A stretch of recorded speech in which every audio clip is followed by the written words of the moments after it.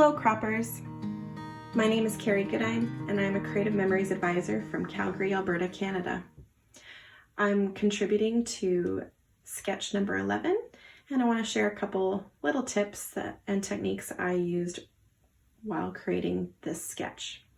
I used the Leave Nothing Behind designer paper pack, the variety map pack, and the embellishments.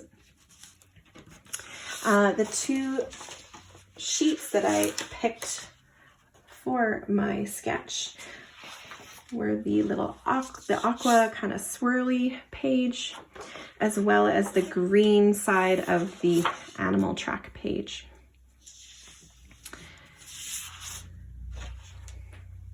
One little tip I have for creating the three little photos that are in the middle of the sketch is just kind of using a zero centering ruler. So when you have the larger picture, if your subject isn't in maybe the center of the photo, which mine is, so it's a little easier to do that, but it definitely helps because you can just see right through the ruler and put that zero on the subject in the photo and then determine, okay, how big your square is going to be. I decided to make my photos each 2 inches by 2 inches. So that made it pretty easy for trimming, especially on a 4x6 photo. So all I needed to do was trim 1 inch off the top, 1 inch off the bottom, and then the same on the other side. Just trim approximately 2 inches on each side. So that's just one little trick. If you have the zero centering ruler, just makes it a little quicker. And then I matted each of my little photos, but they measure in dimension of 2 1/4 inch by 2 1/4 inch, just so that they're nicely matted. And I also decided to put different colors for just the center photos on my sketch. So as you can see here, I haven't adhered everything down yet because I wanted to show you what my base is.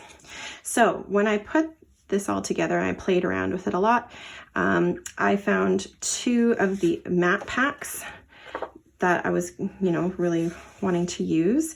This ended up being my title. And then this mountain really went well with my photos. So, and also popped the aqua right there too. This was also a matte pack, or a matte from the matte pack. And I ended up just trimming 2 inches off it because most of it's hidden behind one of the photos. And then I ended up cutting out a 2 inch square to match the little picture of the marmot here. So those are just a couple little techniques I did there. One other little thing I noticed just for my journal box, it was a little longer than the sketch shows, but I decided to keep it because I have lots to write and I don't want to run out of room. But if you wanted to trim that off and make it smaller, make it more, 2 by 2 maybe, or closer to that, I noticed that the Victorian blade for the 12-inch trimmer is kind of a similar kind of cut. So you could totally get away with cutting and trimming that down if you wanted to, if you were using that same journal box.